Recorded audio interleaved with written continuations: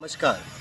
आज हम जिस जिप सदस्य की बातें कर रहे हैं, चुनाव से पहले भी वो चर्चे में रहे हैं क्योंकि जिस जिप एरिया से वो चुनाव जीते थे, उनकी चर्चा नहीं हो रही थी, लेकिन वो सभी को भेद कर इस चुनाव में विजय प्राप्त किए।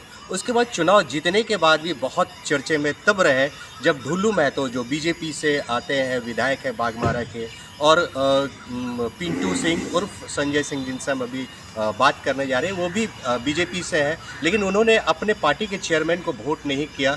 क्या कारण थी? आप उनसे जानना चाहते हैं और कैसे-कैसे उन्होंने वैसे प्रत्याशियों को चुनाव में हराया जो यहाँ पे लगातार जो है राज कर रहे थे, और सिर्फ मुद्दा एक ही था। और आपको मैं बता दूं कि जिस जिप एरिया से वो बिलोंग करते हैं, चाहे वो उस एरिया की क्या आप बात करें, उस विधानसभा में सिर्फ पानी है एक मुद्दा है, और लगातार 20 सालों से हर एक विधायक हो चाहे मुखिया हो, पानी के लिए चुनाव मैदान में उतरते हैं, लेकिन आज तक किसी ने भी पानी घर तक नहीं पहुंचाया। चलिए आज हम डायरेक्ट पिंटू सिंह से ही बात करते हैं कि कैसे चुनाव मैदान में उतरे और कैसे विजय प्राप्त किए। पहले पिंटू जी, आपको बधाई है, और सबसे बड़ी बात है कि आप जो है बीजेपी में रहते हुए भी एंटी बीजेपी काम किए, क्या कारण था? धन्यवाद। ये आपका आरोप गलत है। मैंने एंटी बीजेपी कोई काम नहीं किया। रह गया जिप अध्यक्ष के चुनाव की बात, तो पार्टी की तरफ से किसी ने मुझे संपर्क भी नहीं किया। न ही मेरे संज्ञान में ऐसा है कि पार्टी ने कोई प्रत्याशी उतारा था। हाँ, जो जिप सदस्य थे, जो हैं आज चेयरमैन माननीय शारदा सिंह जी, उनके पति भारतीय जनता पार्टी के मंडल के अध्यक्ष थे, लेकिन जिप अध्यक्ष के चुनाव से संबंधित न तो मीडिया के माध्यम से, न ही किसी व्यक्तिगत किसी पदाधिकारी ने कभी संपर्क किया कि ये पार्टी के अधिकृत प्रत्याशी हैं, इनको वोट दें। खाकर लेकर गए थे, तो ये तो जग जाहिर था, लेकिन आप उसमें नहीं थे। जग जाहिर था, लेकिन ढुल्लू महतो जी ने भी मुझसे संपर्क किया। नहीं, आप तो शुरू से जो है हमारे पास तीन लोग आए थे। एक निरसा क्षेत्र की जिप सदस्य हैं, क्षेत्र संख्या 7 से पिंकी मरांडी जी, उन्होंने भी कहा कि वो भी चेयरमैन की प्रत्याशी है। एक भानु प्रताप जी की पत्नी रूपा जी आई थी, वो भी कहीं ना कहीं खुद को भाजपा प्रत्याशी ही बता रहे, भाजपा से संबंधित ही बता रहे थे। और एक शेखर सिंह जी आए थे हमारे पास अपनी पत्नी के लिए, शारदा जी की। तो संपर्क 3 लोगों ने किया था, लेकिन कहीं से भी हमारे पास या हमसे किसी भी पार्टी पदाधिकारी, अगर भाजपा के कोई अधिकृत प्रत्याशी थी तो पार्टीगत चर्चा होनी चाहिए थी, पार्टीगत बात होनी चाहिए थी, पार्टी के द्वारा संपर्क करना चाहिए। कोई पदाधिकारी या पार्टी कार्यालय में बैठक होनी चाहिए। नहीं, कहीं सड़क नहीं, कहीं बिजली नहीं, क्या कारण है? ये तीसरा पंचायत चुनाव है झारखंड में। बहुत दिनों के बाद जब चुनाव स्टार्ट हुआ पंचायत, पिछले 2 पंचायत चुनाव में यहाँ से दुर्गा दास जी जीती थी।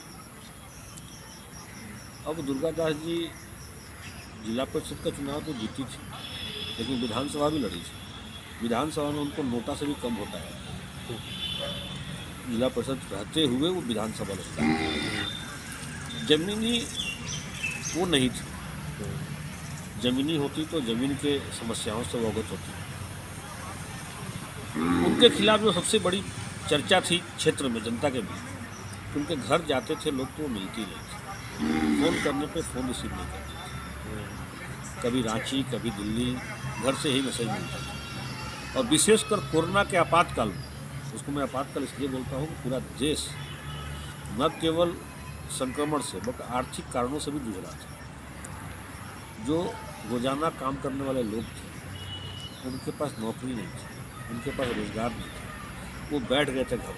जिनका जो दाल रोटी प्रतिदिन काम करने से मिलता था, वो उससे वंचित हो गए थे। उस वक्त जब उन्होंने खोजा, मुहतरमा मिली नहीं, मैडम कहीं नहीं दिखी, लोगों से संपर्क तक नहीं कर पाए, लोग संपर्क नहीं कर पाए उनसे। तो अगर वो ज़मीनी होती तो लोगों के बीच में होती। तो ये मीडिया का कॉन्सेप्ट जरूर होगा कि वो ज़मीनी थी, लेकिन फैक्चुअल यही है, फैक्ट यही है कि वो ज़मीनी नहीं थी। और पिछले 7 साल 7 साल में इसलिए बोल रहा हूँ कि 2015 का चुनाव में लड़ा था इस क्षेत्र से, और चुनाव लड़ने के 3 महीना पहले से मैं क्षेत्र भ्रमण कर रहा हूँ। तब से लेकर आज तक पिछले 7 साल से मैं इसी क्षेत्र में हूँ, नौगढ़ पंचायत के मध्य में लगातार हूँ। यहाँ की जो सबसे बड़ी समस्या थी, कुछ प्राकृतिक कारणों से और कुछ क्रिएटेड कारणों से, मतलब मैन मेड इसको बोलते हैं, मनुष्य के द्वारा क्रिएट किया हुआ कारण। कि आप लगातार आप पानियों लोगों की अपेक्षा स्वाभाविक है, समस्या का समाधान लोग ढूंढ रहे हैं।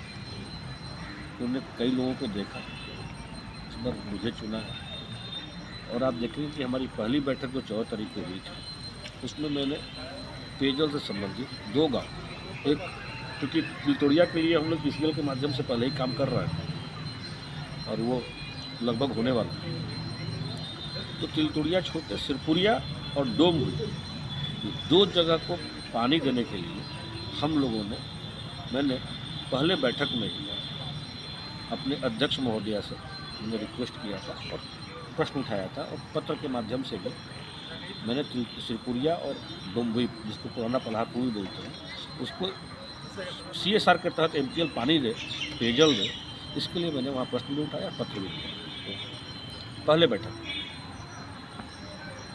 और क्या क्या डेवलपमेंट करना रह गया है, क्योंकि सबसे बड़ी बात है रोज़गार की भी बहुत बड़ी मुद्दा है यहाँ पे।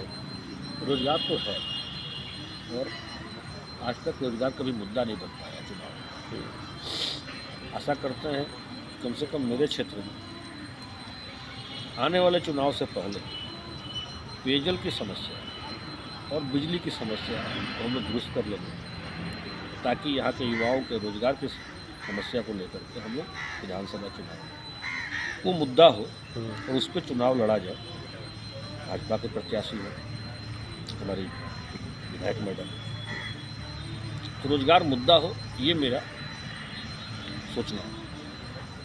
संजय सिंह और पिंटू सिंह अपने 9 जो एरिया जिप 9 है उसके लिए कुछ डेवलपमेंट कर सके, और इन्होंने आवाज़ भी उठाया। सबसे पहले बैठक में बिजली और पानी को लेकर आवाज़ भी उठाया है, और CSR फंड जो टाटा और जैसे जिन्होंने कहा है कि MPL के जो फंड जो हैं CSR के, उस पर भी डेवलपमेंट की काम होनी चाहिए।